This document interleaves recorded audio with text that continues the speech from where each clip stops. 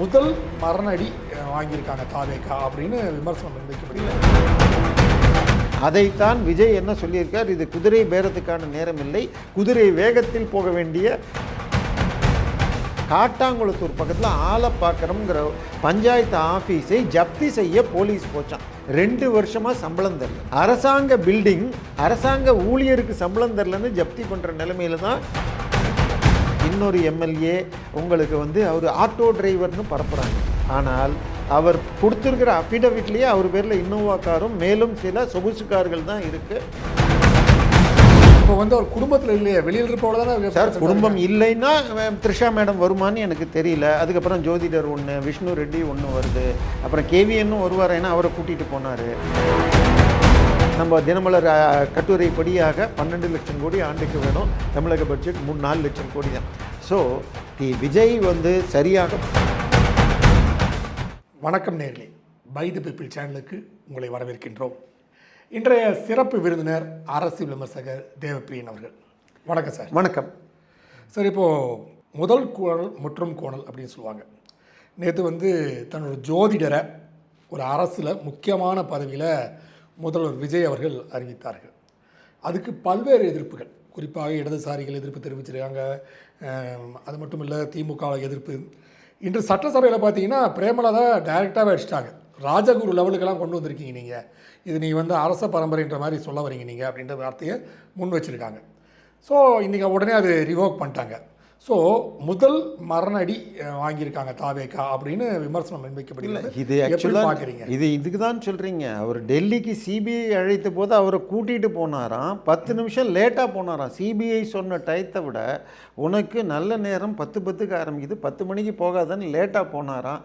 கேட்டால் ஜோசியர் சொன்னார், ஐயோ அப்புறம் வெளியிலேயே அனுப்ப மாட்டோம், ஒழுங்காக விசாரிச்சுட்டு அனுப்பலான்னு இருக்கோன்ட்டு. அப்போ அவரை உள்ளே வரணும்னா, உள்ளே வரணும்னு சொன்னால் ஒன்று அக்யூஸ்டாக சேர்க்கணும், இல்லை விட்னஸாக சேர்க்கணும், எதுவாக வருவார்னு கேளுன்னு ஒன்று அவர் ஹோட்டலுக்கு போனாராம்.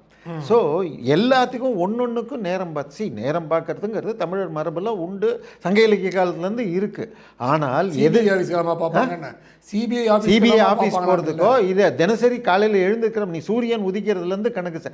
இன்னொன்று ராகுகாலம் எமகண்டம் 6லேருந்து 7:30ன்னா 6லேருந்து 7:30 கிடையாது. சூரிய உதயம் 6ன்னா தான் 6லேருந்து 7:30. சூரிய உதயம் 5:45னா 5:45லேருந்து அது 7:15 தான். ஸோ இப்படி சயின்டிஃபிக்காக போனால் வேறு. ஆனால் ஒன்றுலேயும் கொண்டு போயிட்டு கடைசியில் அவர் அரசியல் ஆலோசகர்னு போடுறதாக இருந்தார். சார் முதல்ல அவர் அது ரத்தன் பண்டிட்னா என்னமோன்னு நினச்சிங்க சார். அவர் கிளி ஜோசியராக திருப்பூர் பக்கத்தில் ஊத்துக்குழியில் இருந்து விட்டு அதன் பிறகு ஒரு சின்ன ஜோசியர் என்ற பெயர் பெற்று அதிமுகவுடைய சின்னம்மா குடும்பத்துக்கு நெருக்கமாக இருந்தார்னு சொல்லிட்டு அதுக்கப்புறம் அவங்களோட பிரச்சனையாகி டெல்லியில் போயிட்டு மேடம் சசிகலா இது கைதான பிறகு சென்னைக்கு விஜயோடு நெருக்கமானார்ன்றார். இது என்ன கணக்குன்னு எனக்கு புரியல. இன்னும் சொல்ல போனால் 2021 தேர்தலில் கமலஹாசன் முதல்வர் ஆவார்னு சொன்னதாக ஒரு ஹெட்டிங்கும் பார்த்தேன். ஸோ எதையும் நிறையா சொல்லி விட்ருக்காரு. பட் இதில் வெற்றி கிடைச்சிருக்க, மக்கள் ஓட்டு போட்டிருக்காங்க. சார் அவரை நீங்கள் வச்சுக்கிறதுக்கு இது மாத்திரம்தான் பண்ணாரா? கவர்னரை சந்திக்கிறப்ப யாரை சார் கூப்பிட்டு போனார் விஜய்? கட்சிக்காரங்களை கூட்டிகிட்டு போனார், தயாரிப்பாளரை கூப்பிட்டு போனார், கிரானைட் ஓனர்ஸை கூப்பிட்டு போனார்னு செய்தியில் அதான் சொல்கிறேன். கிரானைட் கம்பெனி ஓனர் தன்னுடைய ஜனநாயகன் பட ப்ரொடியூசர் கேவிஎன். அந்த கேவிஎன் எடுத்து பார்த்தீங்கன்னா 4 வருஷத்துக்கு முன்னாடி 2 படம் எடுத்திருக்காரு. 1 கோடி பட்ஜெட்டு. அது படம் ஓடி கலெக்ஷன் 3 கோடி தான். ஆனால் அதுக்கப்புறம் பிரபாஸை வச்சு ஏதோ ஒரு படம் 600 கோடிங்கிறாரு. அப்புறம் இவருடைய இது மாத்திரம் 500 கோடி. இப்போ 4 படம் அட் டைமில் 200 கோடி. இதெல்லாம் யாருடைய பணத்தை பண்ணுறாங்கன்னு தெரியும். சரி, அது அவங்க ஐடி டிபார்ட்மெண்ட் பார்த்துங்க. அவர் எதுக்கு கூட்டிகிட்டு போகிறீங்க? கட்சியில் பதவியில் இருக்காரா? இவரை பக்கத்து வீட்டுக்காரருங்கிறாங்க அந்த விஷ்ணு கிரானைட்ஸ் ஓனர் அவர். பட் அவர் இவர் சார்பாக அமித்ஷாவை சந்திப்புக்கும் அனுப்பினார்லாம் சொல்கிறாங்க. அவர் எதுக்கு கூட்டிகிட்டு போகிறீங்க? அவர் உங்கள் நண்பராக இருக்கலாம். அதுக்கு பேர் என்ன, கோயிலுக்கு போனப்போ அவருடைய மகள்கள் பக்கத்தில் இருந்தாங்கன்னு நாங்கள் ஷீரடிக்கு. பட் இதெல்லாம் என்ன இது? ஏன்னா தமிழ்நாட்டில் மிகப்பெரிய அளவில் சிக்கல் இருக்குது. நீங்கள் தீய சக்தின்னு காட்டினீங்க. அந்த ஆட்சியை பற்றி வேறு நான் சொல்ல வேணாம், நீங்களே வெள்ளை அறிக்கை கொடுக்குறீங்கன்னு சொல்லியிருக்கீங்க. சொன்ன உடனே அங்கே பிபி ஏறிடுச்சு. உடனே ஸ்டாலின் அவர்கள் அது எதுக்கு வெள்ளை அறிக்கை, தங்கம் தென்னரசு அவர் சார்பாக ஒரு அறிக்கை, அது கூட பரவாயில்ல, நம்ம வெள்ளை அறிக்கை வந்தால் ரிஸ்க்குன்னு. திருமாவளவன் தேவையில்லை, இது IUML தேவையில்லை.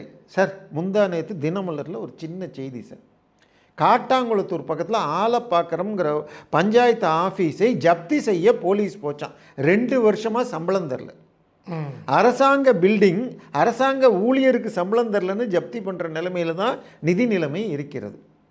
ஸோ இதைத்தான் காட்டும். ஸோ சார் இந்த ஒரு விஷயம் இருந்தாலும் இன்னொரு விஷயம் பரவலாக பேசப்படுது. அதாவது குதிரை பேரம் இன்னைக்கு எல்லாமே பேசுகிறாங்க. உதயநிதி பேசியிருக்காரு, பிரேமலதா பேசியிருக்காங்க, பாஜக போஜராஜன் பேசியிருக்காங்க, எல்லாமே இந்த குதிரை பேரம் பேசியிருக்காங்க. முக்கியமாக பார்த்தீங்கன்னா இந்த விஷயத்தில் வந்து திமுக உட்பட எல்லாருமே சொல்கிறாங்க, அதிமுகவை தேவையில்லாமல் உடைத்திருக்கிறீர்கள் இந்த விஷயத்தில் குதிரை பேரத்தில் அப்படின்ட்டு எல்லாருமே இதை முன்வைக்கிறாங்க. இந்த அதிமுக உடைத்தது அப்படின்றது ஒரு மிகப்பெரிய விஷயமா பார்க்கப்படுகிறது. அது இல்லாமல் இவங்க வந்து எடப்பாடியார் போன்றவர்கள் என்ன சொல்கிறாங்கன்னா, இது வந்து இந்த பதவி இழக்கக்கூடிய சூழ்நிலை கூட இவங்களுக்கு ஏற்படும் சொல்கிறாங்க. ஏன்னா மொத்தம் 25 பேர் வாக்களித்திருக்கிறார்கள். இதை எப்படி பார்க்குறீங்க சார்? கண்டிப்பாக குதிரை பேரத்துக்கு முதல்ல இந்த மக்களுடைய மேண்டேட் இந்த முறை 35% ஓட்டுகள், அதாவது 34.9, அந்த எடப்பாடி தொகுதியுடைய 50,000 ஓட்டுகள் சுயேட்சையும் சேர்த்திங்கன்னா தாவேகா மட்டுமாக 35% வாங்கியிருக்கு. இது கிட்டத்தட்ட 1977 எம்ஜிஆர் வாங்கினதை விடையும் அதிகம். பட் எந்த கூட்டணியும் இல்லாதனால மெஜாரிட்டி குறைஞ்சி போயிடுச்சு. சரியா? ஸோ அந்த அவருக்கு ஒரு 11 சீட்டு குறைஞ்சி போச்சுன்ன உடனே திமுக என்ன ப்ளே பண்ணிச்சு? அவரை தடுத்துட்டு வேற ஒரு ஆட்சி நமக்கு போனால் மக்கள்கிட்ட கெட்ட பேர் வந்துடும். ஸோ அதிமுக தலைமையில் ஆட்சின்னா கம்யூனிஸ்ட் ஒத்துக்கலை.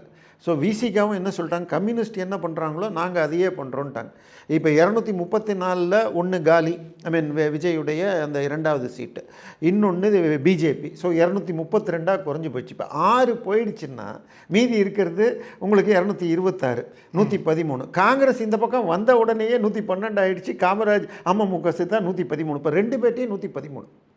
ஸோ இப்போ கம்யூனிஸ்ட்டை இழுக்கணும். ஸோ அப்போ ரஜினிகாந்தை முதலமைச்சர் ரஜினிகாந்த் போய் இவர் கொளத்தூரில் ஆறுதல் சொல்ல சந்தித்தாருங்கிறது அதாவது ஒரு நடிகருக்கு பதிலாக இன்னொரு நடிகர்னு ரஜினியை நோக்கி, அதுவும் சரிப்பட்டு வரலன்னு ஒன்று திருமாவளவனை ஆக்க முயற்சித்தார்கள். நேற்றுக்கு திருமாவும் அது ஒரு முயற்சி நடந்தது தான், நேரடியாக என்னிடம் பேசவில்லை அப்படின்றார். ஆனால் அன்றைக்கே வன்னி அரசு ஆட்சியிலும் அதிகாரத்திலும் பங்கு, இது திருமா காலம்னு போட்டாரா இல்லையா? ஸோ நாளை விடியும் போது ஒரு புதிய செய்தி உங்களுக்கு கிடைக்கும் போது. ஸோ இந்த அளவுக்கு போயிட்டு தன்னுடைய கட்சி, அவருடைய வீட்டிலேருந்தே கிச்சன்லேருந்து செல்வி அவர்கள் எதிர்த்தார்கள், கனிமொழி எதிர்த்தார்கள் அப்படின்னு பல விஷயங்கள் வருது. சரி, இப்போ எல்லாமே தகவல்கள். ஸோ தெளிவாக இன்னொன்று, திமுகவுடைய சட்டமன்ற குழுவில் என்ன தீர்மானம்? முதல் தீர்மானம், நாங்கள் ஆக்கப்பூர்வமான எதிர்க்கட்சியாக இருப்போம், 6 மாதத்திற்கு விமர்சனம் இல்லை. அடுத்த தீர்மானம் என்ன சார்? அது இந்த தமிழகத்தில் உள்ள தற்போதைய சூழ்நிலையில் எந்த விதமான முடிவெடுக்கும் அதிகாரமும் திரு ஸ்டாலின் அவர்களுக்கு. அது என்ன அது அதிகாரம்?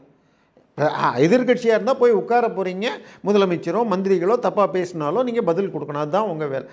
இங்கே என்ன பவர்? ஸோ இதுவே தெளிவாக வேறு ஏதோ வேலை நடந்ததுக்கு அந்த தீர்மானமே முதல் சாட்சி. அதுக்கப்புறம் இளங்கோவன் ப்ரெஸ் மீட்லேயும் அதே தான் சொன்னார்.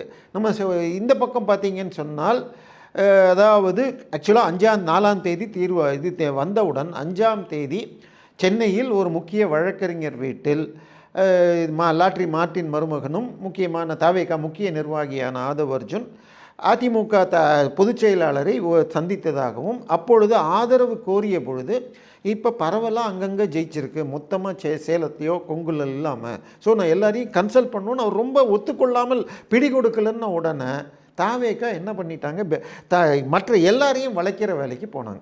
நீங்கள் நம்ம பாஷையில் குதிரை பேரன்னா குதிரை பேர். செங்கோட்டையன் உங்களுக்கு தெரியும், அதிமுகவில் இருந்தவர். அவர் உடனடியாக திரு சிவி இவரை நம்ம கோயம்புத்தூரை சேர்ந்த இவரை கான்டாக்ட் பண்ண, அவர் கோயம்புத்தூர்லேயே நான் ஒரு தொகுதி தான் ஜெயிச்சிருக்கிறேன், சிவி சண்முகத்தை பிடிங்கன்னு சொன்னேன். அதுக்கப்புறம் அவர் ஒரு 15லேருந்து அவருக்கு 15 பேரும், இவர் ஒரு 10 பேரையும், அதாவது சிவி சண்முகம், இவர் வேலுமணியும் திரு செங்கோட்டையனும் சேர்ந்து கொங்கு பெல்ட்டில் ஒரு 10 பேரும், புதுக்கோட்டை விஜயபாஸ்கர், தலவாய் இப்படியெல்லாம் சேர்ந்து 37 வரை வந்துருச்சுன்னாங்க. ஸோ இவங்களை காப்பாற்றுறோன்னு சொல்லி பாண்டிச்சேரிக்கு பாண்டிச்சேரியில் வச்சாங்க. அப்போ இங்கேருந்து இபிஎஸ் போனப்போ நம்ம ஏன் போய் அவங்க மந்திரி சபையில் சேரணும், நம்ம தலைமையிலேயே ஆட்சி வருதுங்கிறது தான் நல்ல செய்தி வருகிறதுன்னார். ஸோ கண்டிப்பாக திமுக ஒரு மாபெரும் வேலை. இதை தாண்டி தாவேகாவின், அதாவது காமராஜ் அவர்களுக்கு 30 கோடி வரை கொடுத்ததாக தமிழ் ஹிந்து பத்திரிகையிலே வந்து முதல் 5ஆம் தேதியே 30ன்னு பேசிட்டு உடனே அவர் என்ன சொல்லிட்டாராம், ரேட்டெல்லாம் நான் இப்போ ஒத்துக்கலைங்க, ஆனால் உங்கள் ரேட்டு கூடும், அதனால குறைச்சி கொடுத்துறாதீங்க அப்படின்ட்டு, துண்டுக்கு அடி வேலையை அப்புறம் வச்சுப்போம், ஆனால் என் ஆதரவு உங்களுக்கு தானே அஷ்யூர் பண்ணிட்டாராம். ஸோ அதை நம்பி லெட்டரும் ஒன்று வாட்ஸ்அப்பில் வாங்கி போட்டாங்க, அது சிக்கலில் வந்துச்சு. ஸோ அதுக்கப்புறம் நேற்றைக்கு சட்டசபையில் கொடுத்த உடனே காமராஜ் வந்துட்டார். ஸோ இப்போ இந்த சைடில் என்ன பண்ணாங்க, 100 கோடி ஒரு தாவேகா எம்எல்ஏவுக்கு அப்படின்னு ஒரு 10-11 பேரை திருச்சி மாநகரத்தை சேர்ந்த முன்னாள் அமைச்சர் 2 எழுத்து அமைச்சர் பேசியதாக தகவல் வந்தது. ஸோ இத்தனையெல்லாம் பண்ணால் தாவேக்காலேருந்து இன்றைக்கி யாராவது வந்தால், இப்போ இங்கேருந்து அங்கே போய் கட்சி தாவல்லேருந்து தப்பிக்கிறதுக்கு, அதாவது பிஜேபி வந்த அப்புறம் ஒரு ஃபார்முலா 2-3 தீர்ப்புகள் வந்த பிறகு இன்றைக்கி 3/2 பங்கு இருந்தால் தான் மாற முடியும். அதுக்கு பதிலாக எந்தெந்த எம்எல்ஏ வரான்றானோ அவன் ராஜினாமா பண்ணிவிட்டு அதே ஆள் அதே தொகுதியில் இப்போ இந்த பக்கம் நின்று ஜெயிச்சிட்டாருன்னா முடியும். இன்றைக்கி தாவேக்காலேருந்து வெளில வந்தால் திமுகலே அதிமுகலே இன்னும் ஜெயிக்க முடியுமா? இன்றைக்கி முடியாது, ஃபேஸே கிடையாது. இல்லை, ஆட்சி வந்தால் முடியும் என்ற நம்பிக்கையில் அதுக்கு 11 பேருக்கு 100 கோடி வரை முயற்சி பண்ணப்படுது. ஸோ அதுக்கும் யாரும் கிடைக்காம தான் கடைசியாக இந்த ஆட்சியை விட்டுருக்காங்க. அதைத்தான் விஜய் என்ன சொல்லியிருக்கார், இது குதிரை பேரத்துக்கான நேரம் இல்லை, குதிரை வேகத்தில் போக வேண்டிய நேரம்னு சொல்லியிருக்கார். ஏன்னா இந்த குதிரை வேகம், இந்த பேச்சுக்கள்லாம் சட்டசபையில் ரொம்ப அழகாக இருக்குங்க. ஆனால் செயலில் நீங்கள் சொன்ன மாதிரி ரத்தன் பண்டிட். அதுக்கு அடுத்தது தாவேக்காவை அவர் என்ன சொன்னார், திராவிடமும் தமிழ் தேசியமும் 2 கண்கள். சரியா? ஒரு எம்எல்ஏ திருநெல்வேலி எம்எல்ஏ கல்குவாரியில் 5.5 லட்சம் ரூபாய் 5.5 கோடி ரூபாய்க்கு சட்டவிரோத அல்ல அபராதம் பெண்டிங்கில் இருக்குது வழக்கு. ஆச்சா, இன்னொரு எம்எல்ஏ உங்களுக்கு அவர் ஆட்டோ டிரைவர்னு பரப்புகிறாங்க. ஆனால் அவர் கொடுத்துருக்கிற அஃபிடவிட்லேயே அவர் பேரில் இன்னோவா காரும் மேலும் சில சொகுசு கார்கள் தான் இருக்குது. அவர் நான் ரொம்ப விசாரித்தேன், அவர் ஆட்டோ டிரைவராகத்தான் இருந்தாராம். 2.5 வருஷத்துக்கு முன்னாடி விஜய் ரசிகர் மன்றம் தாவேக்கா ஆன பிறகு அதில் போஸ்டிங் வந்த பிறகு போஸ்டிங்க்கு வசூல் பண்ணி இன்னைக்கு கோடீஸ்வரர் ஆகிட்டார். 5ஆம் தேதி அன்றைக்கி அவருக்கு பிறந்த நாளுங்க. திருவான்மியூர்லேருந்து நான் அடையாறு அப்படி இங்கே கிண்டி வரைக்கும் வர்றேன். ஒரு 50 போஸ்டர், ஒரு 7-8 விதமான 50 போஸ்டர். அதில் ஒன்று தென் சென்னையின் கிங் மேக்கரு. ஸோ விஜயை கிங் ஆக்குனதே விஜய் தாமுதான்னு ஓடிச்சு. அதே ராயபுரத்தில் ஒரு நிர்வாகி ஒரு 11 வயசு குழந்தையை சீரழித்து போக்சோவில் கைதாகிருக்கார். முசிறி எம்எல்ஏ 80 லட்ச ரூபா ஏமாத்தினார்னு வந்திருக்கு. ஒரு எம்எல்ஏ குடிச்சிட்டு டான்ஸ் ஆடினார். அது பழைய துணை சபாநாயகர் டாஸ்மாக் வீடியோ ஓடிட்டு இருக்கு. இன்றைக்கி ஒரு நிர்வாகி 25 கோடி ஏமாத்தியிருக்காருன்னு இன்றைக்கி வழக்கு கைதுன்னு வருது. ஸோ திமுகவுடைய இன்னொரு காப்பியாக தாவேகா. ஆனால் பேச்சு செயல்கள், பேச்சை பொறுத்த வரைக்கும் அன்றைக்கி பதவி ஏற்ற பொழுது அது ட்ராமா மாதிரி கிட்ட மனப்பாடம் செஞ்சுட்டு பேசினார். கவர்னர் சொன்னப்போ தான், பட் அதுக்கப்புறம் தப்பு இல்லைன்னு கவர்னரும் விட்டுட்டார். அவர் எடுக்கிறப்ப ஆண்டவன் மீது ஆணையாக அப்படி பண்ணது, அப்படி ஒரு இது உறுதி இருந்தது. ஐ மீன் ஓகே, அது நான் ஒரு நடிகன் அந்த ஸ்டண்ட் பண்ணுறது ஓகே, தப்பு இல்லாமல் சொன்னது வரைக்கும் ஓகே. அந்த உறுதியோடு பேசுகிறப்ப என்ன சொன்னார், ஜெயிச்சிட்டோன்னு யாரும் ஆடக்கூடாது, ஒரு பவர் சென்டர்னார். இப்போ சென்னையில் நீங்கள் நான் பார்த்த வரைக்கும் 5ஆம் தேதியிலேருந்து இன்றைக்கி 12ஆம் தேதி 7 நாளில் ஒரு 1000 விதமான போஸ்டர்கள், ஒன்று 10-20. தாவேக்கால எவ்வளோ பவர் சென்டர் இருக்குன்னு நினைக்கிறீங்க? குறைஞ்சபட்சம் 5-6 இருக்கா. ஆதவர்ஜுன் ஒன்று, புஷி ஒன்று, அதுக்கப்புறம் செங்கோட்டையன் ஒன்று, அதுக்கப்புறம் சார் அவர் நீங்கள் திமுகவில் போனீங்கன்னா ஒரே குடும்பத்தை சேர்ந்த ஒரு 3-4 பேர் பவர் சென்டர்னு அவர் விமர்சித்தார். இப்போ அவர் குடும்பத்தில் இல்லையே, வெளியில் இருப்பவங்க தானே சார். குடும்பம் இல்லைன்னா த்ரிஷா மேடம் வருமானு எனக்கு தெரியல. அதுக்கப்புறம் ஜோதிடர் ஒன்று, விஷ்ணு ரெட்டி ஒன்று வருது, அப்புறம் கேவிஎன்னும் வருவார், ஏன்னா அவரை கூட்டிகிட்டு போனார்.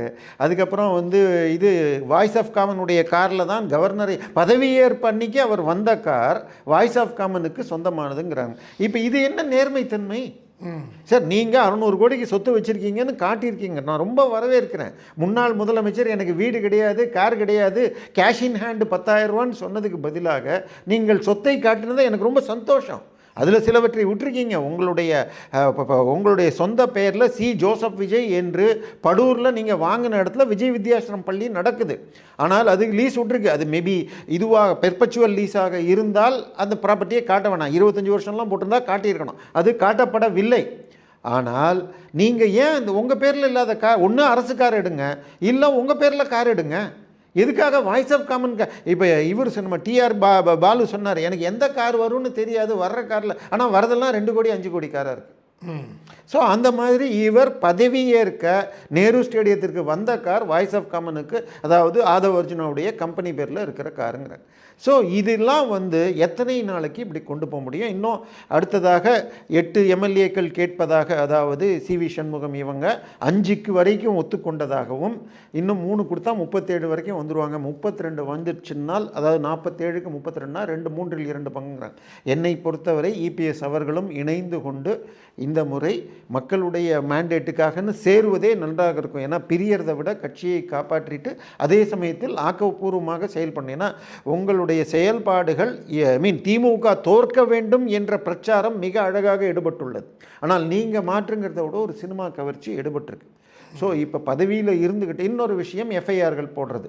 சார் இப்போது இது நம்ம தலைவர் அவர் பேர் என்ன சொல்கிறது, நம்ம செந்தில் பாலாஜி மின்மாற்றி. சார் இந்த பேனா இருக்குது பாருங்கள். இப்போ என்ன பண்ணுறாங்க, இந்த ஸ்டூடியோவில் நம்மக்கிட்ட பேச வரவங்களுக்கெல்லாம் ஒரு பேனா கொடுக்கலாம்ப்பா, ஒரு 20 பேனா எவ்வளோன்னு கேட்டுவான்னு அனுப்புகிறாங்க. சரியா, நீங்கள் பக்கத்தில் இருக்கிற கடையில் போய் எவ்வளோ சார் பேனா, 5 ரூபாப்பா. சார் எனக்கு 20 பேனா கொடுங்க, 4.25 ரூபாய்க்கு தரேன் அப்படின்றோம். சரிப்பா, உடனே வந்து கேட்டால் இல்லைப்பா இதை நீ இதில் பாண்டி பஜாரில் கேளு 4 ரூபா, பாரிஸ் போ 4 ரூபாய்க்கு கிடைக்குது. ஸோ 4 கடையில் குவான்டிட்டியை மாற்றினீங்கன்னா 4 ரேட்டு வருது. ஆனால் இந்த டிரான்ஸ்ஃபார்மர் என்னும் மின்மாற்றி டெண்டரில் 38 கம்பெனி 600 டிரான்ஸ்ஃபார்மர் வாங்குறேன்னு போட்டதில் 38 கம்பெனியும் பைசா வழியாக, ஒரு உதாரணத்துக்கு சொல்கிறேன், 45 கேவியை 7,28,990 ரூபா அப்படின்னு ஃபிக்ஸ் பண்ணுற ரேட்டை பேஸ் ரேட் கொஞ்சம் மாறி இருக்கும். ஆனால் பேக்கிங் ஃபார்வர்டிங்கு டெலிவரி சார்ஜஸ்ன்னு போட்டு 38 கம்பெனியும் ஒரே ரேட்டு. 29 கம்பெனி அன்றைக்கி ஓப்பன் பண்ணுறாங்க. ஒரு சார் இப்போது நீங்கள் வந்து ஒரு ஆளும் கட்சி அவங்க டெண்டர்ன்றனால பார்த்தீங்கன்னா இது மாதிரி டெண்டர்கள் தான் கொடுப்பாங்கன்னு ஊருக்கே தெரிந்த விஷயம் தானே. யாருமே வந்து நேரில் எந்த கட்சிக்காக நான் சொல்கிறது அந்த சார் L1 L2ன்னு உண்டு. L1ஐ ரிஜெக்ட் பண்ணுறதுக்கு டேர்ம்ஸ் உண்டு. உதாரணமாக 2000 கோடி ரூபாய்க்கு திருவான்மியூர் டு பாலவாக்கம் டெண்டர் L1க்கு கொடுக்காம L2க்கு கொடுத்துருக்காங்க. அது வழக்கில் இருக்குது. பட் இதில் போட்டிருக்கிற 37 கம்பெனி அதில் 29 தான் அன்றைக்கி ஓப்பன் பண்ணுறாங்க. 8 அன்றைக்கி ஓப்பன் பண்ணாமல் கமர்ஷியல் பிட் ஏதோ ப்ராப்ளம்னு சொல்லிட்டு இப்போ டிடி கொடுக்கலன்னா ஓப்பன் பண்ண மாட்டாங்க, வேறு ஏதாவது காரணங்கள். அதுக்கப்புறம் அவங்களையும் ஓப்பன் பண்ணால் 37 பேரும் ஒரே ரேட்டு போட்டிருக்காங்க. அன்லஸ் ஒரு அதிகாரி முன்னால் அல்லது அமைச்சருடைய வேண்டிய ஆளோட பேசிட்டு பண்ணாமல் இதை பண்ண முடியாது. போட்டு பண்ணியிருக்காங்கன்றீங்க. பேசி வச்சு பண்ணி அதுக்கப்புறம் அந்த 38 பேருக்கும் பிரித்து கொடுத்துருக்காங்க. இதை இன்னும் கொஞ்சம் ஆழமாக என்னுடைய நண்பர் அரப்போர் ஜெயராமன் ரிசர்ச் பண்ணி 45 கேவி, இது நம்பர்லாம் தப்பாக இருக்கும், ஒரு புரிதலுக்காக சொல்கிறேன், 45 கேவியை டிரான்ஸ்ஃபார்மர் இவர்கள் 7,29,000 கோட் பண்ணவன்ட்ட பேரம் பேசி 6,90,000 வாங்கிட்டோம். நாங்கள் குறைச்சே வாங்கிட்டோம், இருக்கிற எல்லாருக்கும் பிரித்து கொடுத்துட்டோம், ஆனால் ரேட்டை குறைச்சிட்டோன்னு கணக்கு எழுதியிருக்காங்க. ஆனால் அதே 45 கேவிஏ டிரான்ஸ்ஃபார்மர் இவங்க எந்த மாதம் ஆர்டர் கொடுத்தாங்களோ அதே மாதம் ராஜஸ்தானில் வாங்கியிருக்காங்க. அவங்க 3,80,000 ரூபாய்க்கு வாங்கியிருக்காங்க. ஸோ அப்படி பார்த்தா கிட்டத்தட்ட 380-78 கோடி என்னமோ நஷ்டம். இதையெல்லாம் சுட்டி காட்டினால் தமிழகத்தின் உள்துறை யார் அமைச்சர், ஸ்டாலின் முதலமைச்சர் கீழே வருது. அவர் கீழே தான் தமிழக அரசு வழக்கறிஞர்கள் வராங்க, டிவிஎஸ்சி வருது. அவங்க இதில் எந்த விதமான ஊழலும் நடக்கவில்லை, எஃப்ஐஆர் போட வேணான்னு கொடுக்குறாங்க. இதை தொடர்ச்சியாக வழக்கு நடத்திட்டு போனால் மினிட்ஸ் ஆஃப் மீட்டிங் கொடுங்க அப்படின்னு கேட்டு வாங்கி பார்த்துட்டு 2 வருஷமாக இது எந்த இதில் இது எஃப்ஐஆர் போடாமல் வச்சிங்கன்னு சொல்லி சிபிஐக்கு கொடுத்த பிறகு மீண்டும் சுப்ரீம் கோர்ட்டுக்கு போயிருக்காங்க. சுப்ரீம் கோர்ட் நேற்றுக்கு தள்ளுபடி பண்ணியிருக்கு. நான் சொல்கிறது ஹைகோர்ட்டில் ஒரு மூத்த வழக்கறிஞர் கபில் சிபல் இவங்க வைக்கிற எல்லாருக்கும் குறைஞ்சபட்சம் 25 லட்சம் ரூபா. இதில் ஒரு ஹியரிங்க்கு 10 நிமிஷத்துலேருந்து 1 மணி நேரம் தான் அதிகமாகவே நடக்கும். சரியா, அதுக்கு 25 லட்ச ரூபா. ஒரு இது உடனே நீங்கள் அடித்து விட்றீங்கன்னு சொன்னால் இதில் கேரளாவில் 4 வருடம் முன்பாக கபில் சிபல் ஒரு ஹியரிங்க்கு வாங்கியது 14 லட்சம்னு எங்கிட்ட ஆர்டிஐ தகவல் இருக்குது. ஸோ இப்போ 25 லட்ச ரூபா மேனிக்கு 4 ஹியரிங் சென்னையில், ஒரு ஹியரிங் சுப்ரீம் கோர்ட்லன்னு போட்டால் கிட்டத்தட்ட 2 கோடி செலவு. இதெல்லாம் எதுக்கு இதை தப்பாக ஆக்ட் பண்ணாங்கன்னு ஸ்டாலின் தன்னுடைய வரம்பை மீறி செயல்பட்டார். ப்ளஸ் தமிழக மக்களுக்கு நஷ்டம் ஏற்படுத்தினாலும் அவர்கிட்ட வசூல் பண்ணணும்னு என்னை பொறுத்த வரைக்கும் விஜய் ஆட்சி போடணும். அடுத்தது கொடுத்த தீர்ப்புகளை நிறைவேற்றாமல் ஹைகோர்ட்டுக்கு கண்டெம்ட். இப்போ திருப்பரங்குன்றத்தில் மெயின் விஷயத்தையே விட்டுருங்க சார், அது ஸ்டே ஆயிடுச்சு. அதுக்கப்புறம் இது நடக்கிறப்ப கள்ளத்தி மரம்னு அந்த கோயிலுடைய மரம் மேல் அவங்க கொடி ஏற்றிட்டாங்க. அதுக்கு ஏன் வழக்கு போடலைன்னு ஹைகோர்ட் சொன்ன பிறகு வழக்கு போட்டாங்க. ஆனால் அந்த கள்ளத்தி மரம் 1000 வருஷமாக இருக்கிற அந்த கள்ளத்தி மரத்தின் மீது முஸ்லீம் பிறை கொடி ஏற்றப்பட்டிருக்கா என்ன பார்க்குறேன்னு போன தமிழர்கள் மீது போடப்பட்ட வழக்கு நேற்று குவாஷ் ஆயிருக்கு.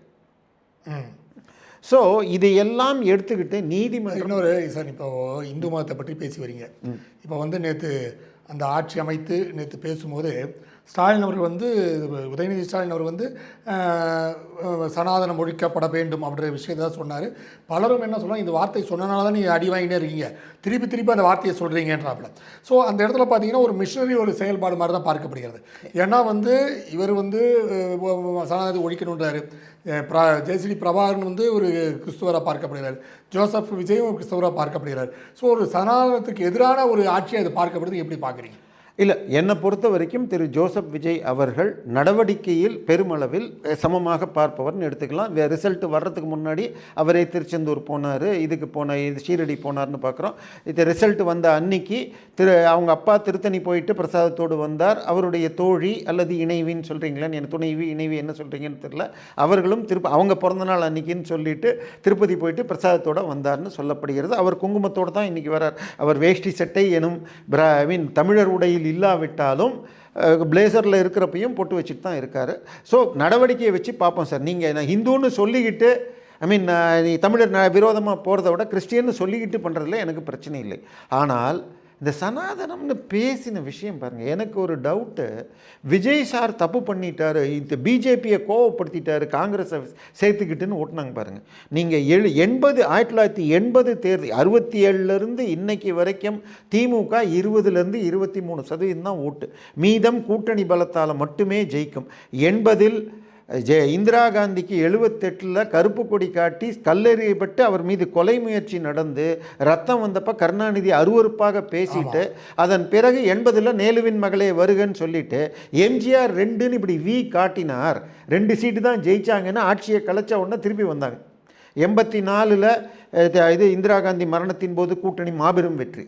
91ல் ராஜீவ்காந்தி மரணத்தை பிறகு திருப்பி, அதாவது திரு பீட்டர் அல்ஃபோன்ஸ் ஒன்று சொல்லுவார், இந்த திராவிட கட்சிகளையே சுமக்கும் கட்சிகள் காங்கிரஸ், ஸோ உங்களுக்கு குங்கிலியம் சுமக்கும் கழுதைகள் அப்படின்னு பயன்படுத்தியிருப்பார். ஸோ அதாவது மூன்றாவது இது தமிழ்நாட்டை பொறுத்த வரைக்கும் அதிமுக 25லேருந்து 27% வாங்கிய பெரிய கட்சி. நான் சொல்கிறது ஜெயலலிதா இருந்த வரைக்கும்.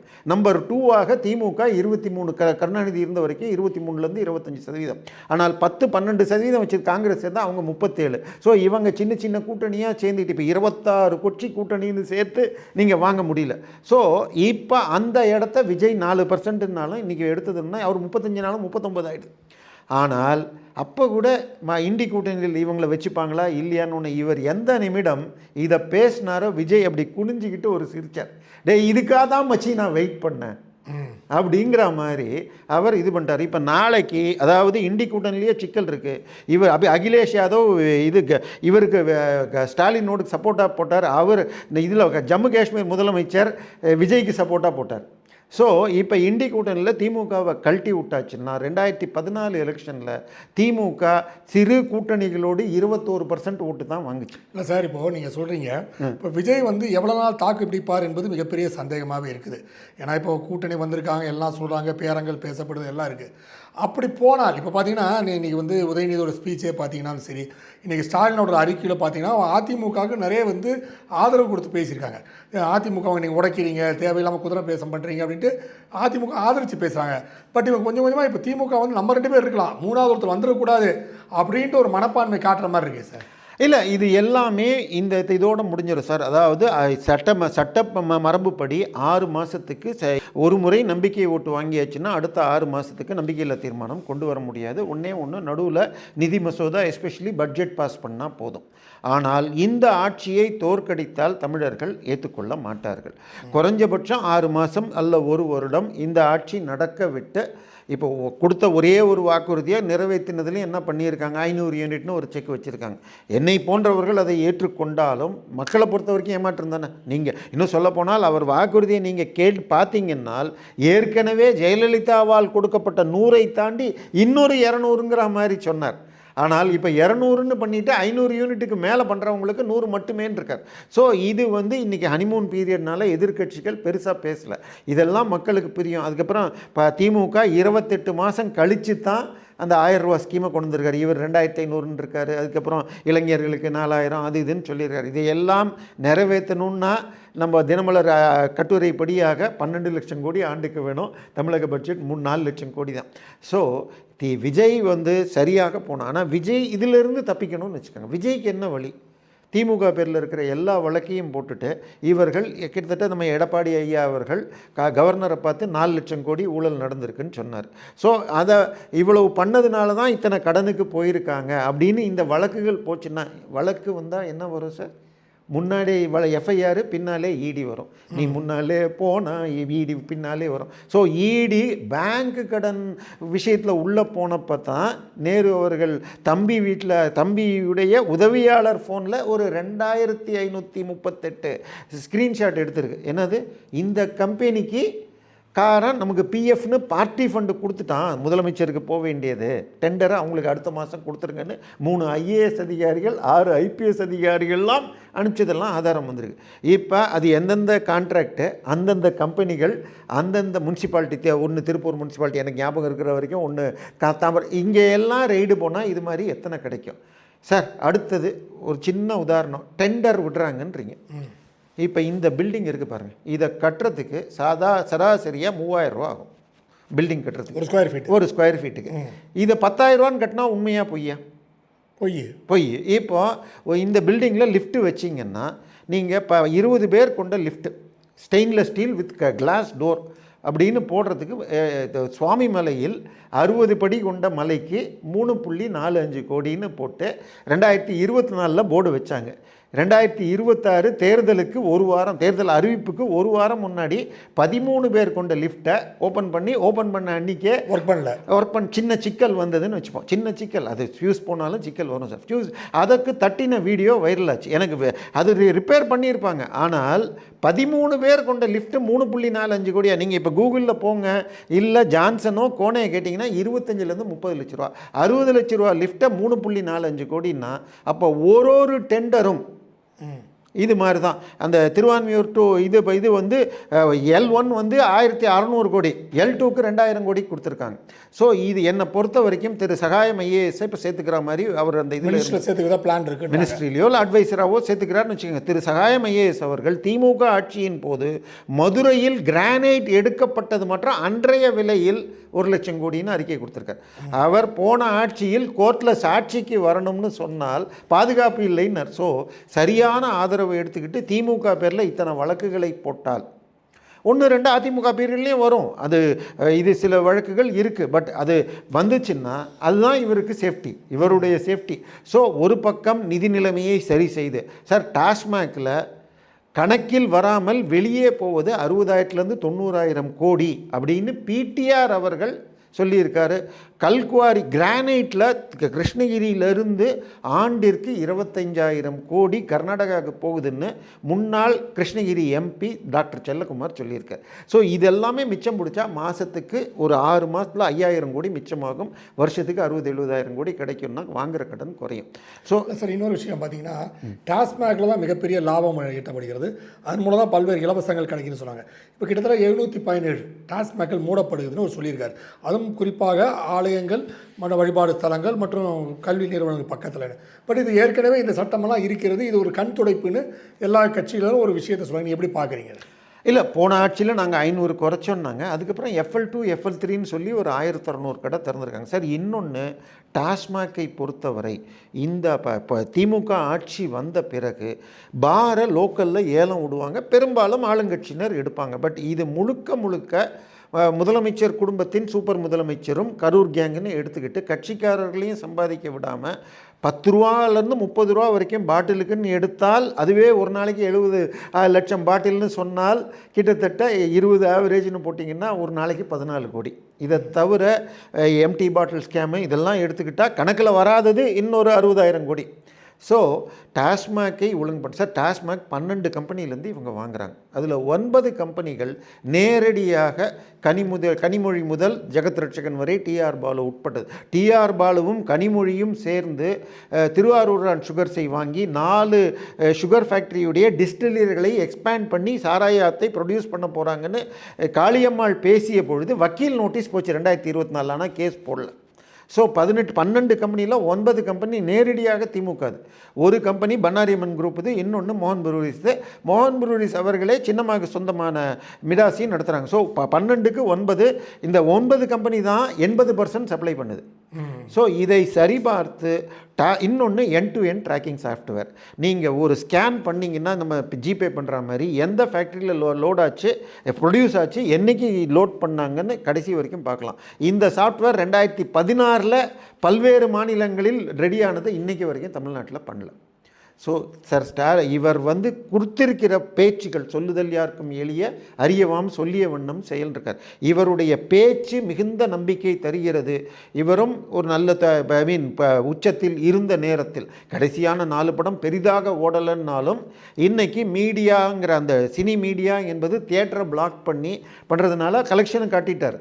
பட் மக்கள்கிட்ட பெரிய சக்ஸஸ்ன்னு பார்த்தா கடைசி 4 படம் பெருசாக ஓடலை. ஆனால் 300 கோடி கலெக்ஷன் எடுத்துருப்பாருன்னு வச்சுக்கோங்க. ஸோ டாப்பில் இருந்த நேரத்தில் வந்திருக்கார். அவர் காட்டிய உறுதி, அந்த உறுதி எடுக்கிறப்ப ஆண்டவன் மீது ஆணையாகன், அதெல்லாம் நல்ல நம்பிக்கை தெரிகிறது. அது செயலில் வந்தால் கண்டிப்பாக எம்ஜிஆரும் ஜெயலலிதாவும் மீண்டும் மீண்டும் சொன்ன அந்த தீய சக்தி, தோற்கடிக்கப்பட்ட தீய சக்தி முழுமையாக அழிக்கப்படணும். அதிமுக 2000 வரணும், இல்லை பாஜகவும் அதை நோக்கி முயலலாம். உங்கள் நேரத்தை ஒதுக்கி பேட்டியது மிக்க மகிழ்ச்சி. நன்றி சார். நேரில் மீண்டும் அடுத்த நிகழ்ச்சியில் சந்திப்போம். அதுவரை நன்றி, வணக்கம்.